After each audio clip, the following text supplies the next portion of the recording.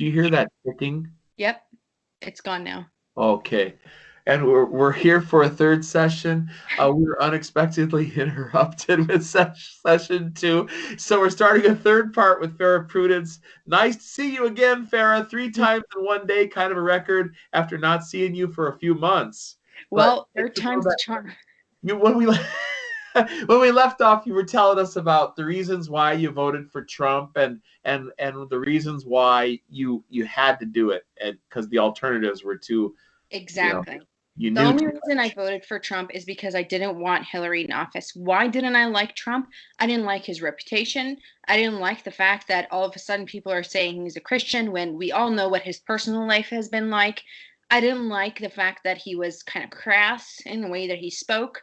And I was all for Dr. Ben Carson and Ted Cruz. Those were my two. Those were my guys. And if I was going to vote, that's who I was going to vote for. And then um, when Trump was the option versus Hillary, I grew up in the Middle East. Everybody hates the Clintons in the Middle East. Everybody. So Nobody true. likes the Clintons. Everybody in Haiti hates the Clintons. Everybody all over the globe, nobody likes the Clintons. So Why? true. Why are the Clintons fans only here in the United States? Right. Only people that like them. When I came here and saw that people actually like the Clintons, I said, what is going on? Don't these people know Farrah, she's horrid a things? woman. How could you not be in support of another woman? She has the right genitalia. I First of mean, all, excuse that me, excuse me. I am offended.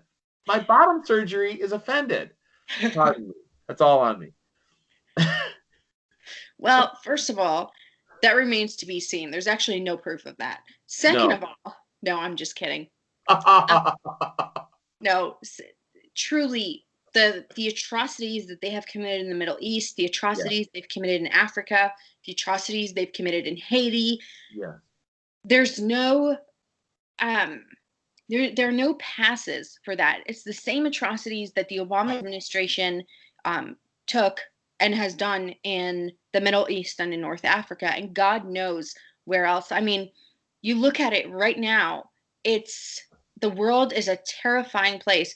There are Christians in Nigeria who are getting slaughtered left and right, and nobody's even looking at it. Right. Nobody's looking at it. You But have they're all offended the by your words. Your words are offensive, but burning people in cages, stealing 250, 300 Nigerian Christian girls and impregnating them, and then releasing them back into their villages. That gets a free pass under Hillary, you know. And now we have the open market slave markets in Libya, where Muammar Gaddafi had warned, if you pull the cork out of the bottle, boom, and they destroyed. The Arab Spring led to Mubarak being removed from Egypt, and a secular guy who is similar to Saddam Hussein, who shouldn't be defended, but nevertheless, Jews and Christians and Islamists were living in peace in Iraq, in relative peace. relative peace, for what it's worth. But America broke that China shop. America broke that up. Well, Saddam Hussein was Yeah, that was complicated. another that Yeah, he was yeah, something. I mean, my mom grew up in Iraq, and so she grew up under Saddam Hussein. So some of the stories she tells me, I am like, he and his is kind of sons. like Yeah, he's yeah, kind of like a Clintony. If the Clintons yeah. could get their you know He was our CIA boy. He was our man in Havana. He was the guy that would be the enforcer. At some point, they had a parking lot conversation with him and said, "Do what we want you to do, or we're going to get rid of you." And yeah, Hillary Clinton, though, like, you voted against her, and the point for me was to say, a little bit about that is just briefly. And Hillary Clinton, through the Clinton Global Initiative, accepted a $1 million donation from a corporation operating in the Western Sahara that was responsible for attacking the Tuareg and the blue men, because their skin is blue because of the garments that they wear, and the dye goes it, so they're sort of affectionately called the blue men. And Hillary accepted this donation. Next thing you knew, weapons and arms were being sold to this company that would scrape the flocks and scrape the camels and force the people into doing what they wanted them to do. They controlled the water as well, the water flow, so they could turn the spigots off, turn the spigots on, and so all of this Clinton stuff. What you really voted for Trump for, in other words, was you recognized, I guess, that there was this like. Oh, by the way, you're a woman, you're a minority, you're Yeah. multilingual, right? Minority. Yeah. You're an American, and bless Yeah. you. You're a sister. You're part of our republic. You're the sort of immigrant who comes to America, and you're like, I love America because I've lived in the shithole. Yes. I love being here. And you kiss the ground and say, God bless Oh America. my gosh. Yeah. And the folks that we have who are inside the ring of protection in the North American landmass, two big oceans, one common border to the north, one big border with Mexico, live in security, grow up to be soy drinking, latte soy boys and girls who put Kool-Aid in their hair. And you are an American who is based, and you love America. And Farrah, that's why everybody wants to see you again in Minnesota. Come on back, girl. I'm I'm the anchor baby Woo! turned patriot. I Yeah.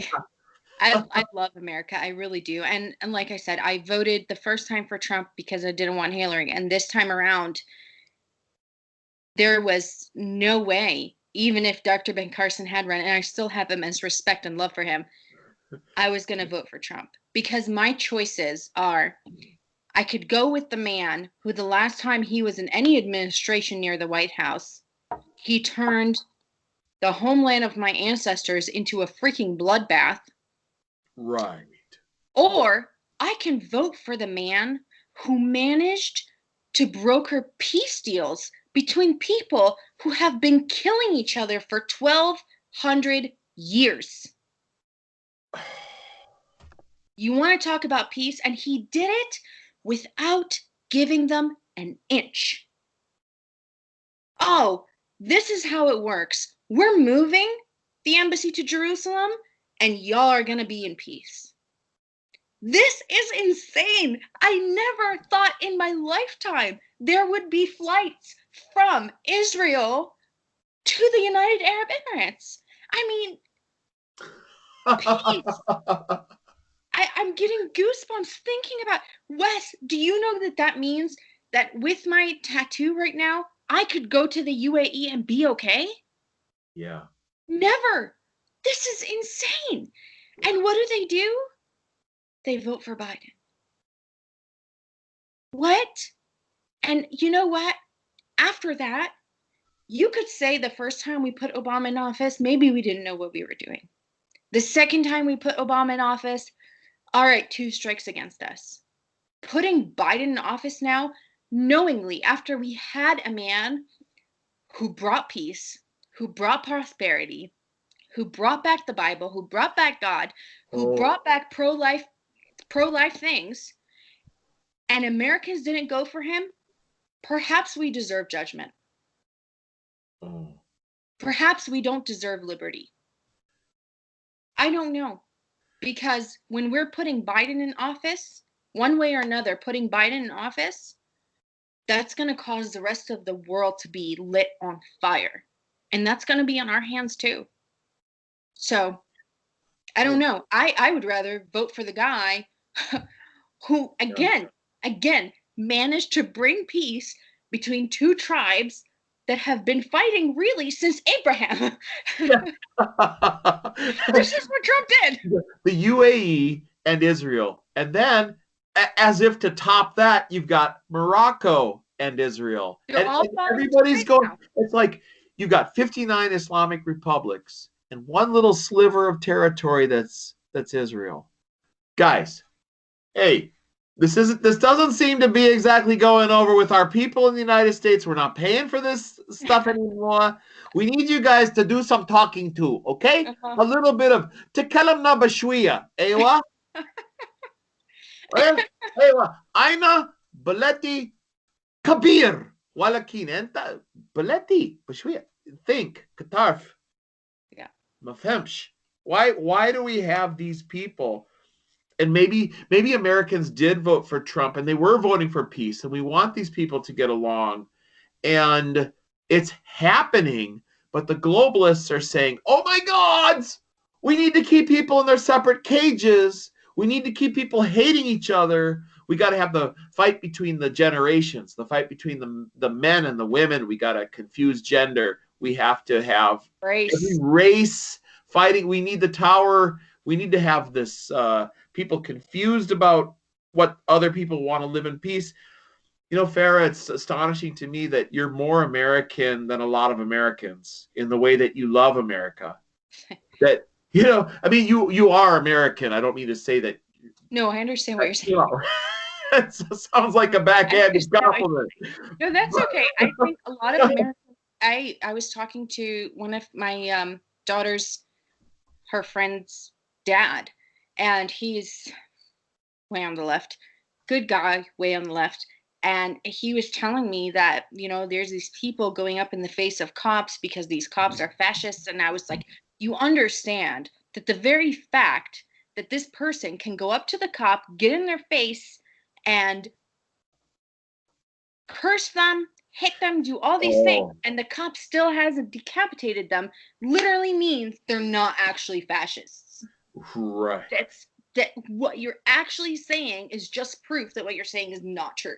So there's a lot of misinformation. There's a generation that wants to believe in something, that wants to leave their footprint on the world. They want to leave a legacy. They want to be part of something great. And unfortunately, the communists got to them first. Is this the failure of the church? Is this the failure of the education system that's full of liberals? Is the communists from the 60s and 70s are now the professors in the universities? I don't know. I don't know where we went wrong. Did the family deteriorate too much? Yeah. I mean, we have all the records for that. The American family is deteriorated, and BLM and all the rest of the Marxist institutions, the first target that they have is the nuclear family, because you don't have a father in the house, then everything goes to crap. The state takes the place of the father. The woman marries the state for benefits. Then the father, it's part of the BLM strategy. It was listed on their website before they scrubbed it because too many African Americans were visiting their website, looking at their data, and saying, "I don't believe in that. I wish the husband were still involved with his children." But no, men give up and walk away. In the Black community, that's been a problem since the 60s. So you mentioned the institution of the academy. Yeah, the public schools have failed us. The church welcomed Chrislam and interfaith dialogue, and the Red Green Alliance was ushered in by all these people, and to destroy the family. And we're all seeing that happening right now, as evidenced in what's. So why vote for Biden? A third term, and now he's so clearly not what he used to be, which was bad back in the day. He was still a cheater and a philanderer and a segregationist. Segregationist. He was against busing, for crying out loud. He said they're going to ruin our communities. He was all for smacking down on those thugs, the crime bill under the Clintons. He was so clearly anti-Black. And then that weirdness about him being in a swimming pool, and he would say the kids used to touch his legs and smooth his hair down, and then they'd watch the hairs come back up and his legs would turn brown in the sun. Like, where is it? Hello? Even the kids are watching him going, this is wrong. Like, why are we standing up here with this white boy? Who is this white man? The children are shocked. As bad as Biden is, and he is bad, what scares me the most about this presidency elect is Kamala. The woman that when Biden was on stage and said, that is unconstitutional, she said, let's not say we can't. Let's say we can, Joe. Let's say we can. That is what scares me. Kamala scares me so much more than Biden scares me, because at the very least, she's a sellout. At first, she was bringing up the fact that Biden was a segregationist. All of a sudden, she's running with him. You sold out. You sold out your own principles, not to mention all of the other facts that we know about her personal life and how she got into the places that she did. These elections should be about policies and should be Keep about it clean. Keep it clean, Farrah. I I don't, I don't know what you made me think. Some imagery there, some poetic storytelling going on, channeled from your Sephardic roots, and I suddenly saw a pictogram of well, Kamala Harris. Yeah, well, what it's thought me? people thought that Trump was bad and that his personal life was bad, and yet they go and vote for Biden and Harris. It's just hypocrisy. That's all it is. And unfortunately, in terms of coverage of the elections and everything else this past year, all we saw is character assassination. There was nothing about actual policies. It's like, yes, Trump was a womanizer. Okay, I'm okay with that at this point. He stopped people from killing each other. I'm Yeah. pretty okay with that. The fact that he's Yeah. a womanizer, that's something for the beautiful Melania to deal with. That's not my problem. That's her problem.